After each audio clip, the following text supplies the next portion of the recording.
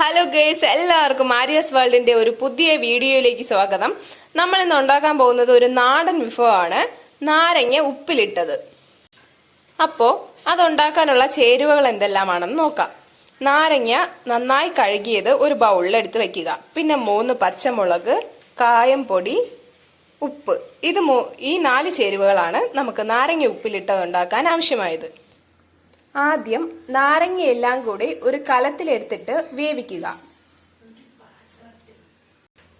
നാരങ്ങ നന്നായി വെന്ത ശേഷം അത് തണുക്കാൻ വയ്ക്കുക. തണുത്തതിന് ശേഷം നാരങ്ങ ഇതുപോലെ 4 കഷ്ണങ്ങളായി അരിഞ്ഞെടുക്കുക. അവിച്ച എല്ലാ നാരങ്ങകളും ഇതുപോലെ അരിയുക.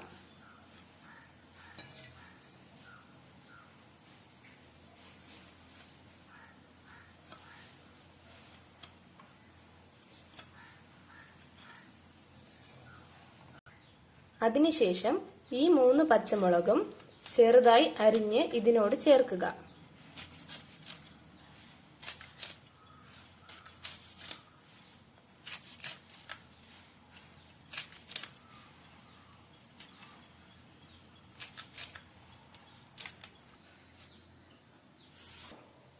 അരിഞ്ഞു വച്ചിരിക്കുന്ന നാരങ്ങ ഒരു ബൗളിലേക്ക് മാറ്റുക.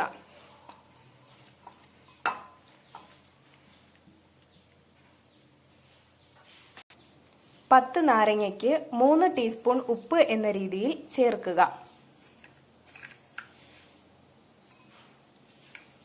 പൊടിയുപ്പാണ് ചേർക്കേണ്ടത്.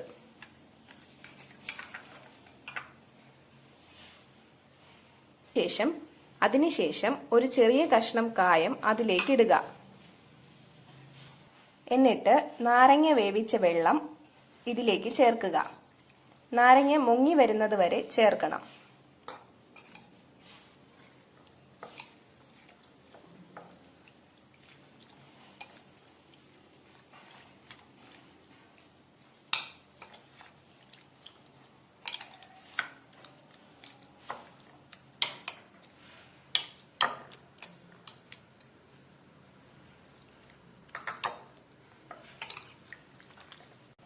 ഇതുപോലെ അത് നന്നായി ഇളക്കി കൊടുക്കുക.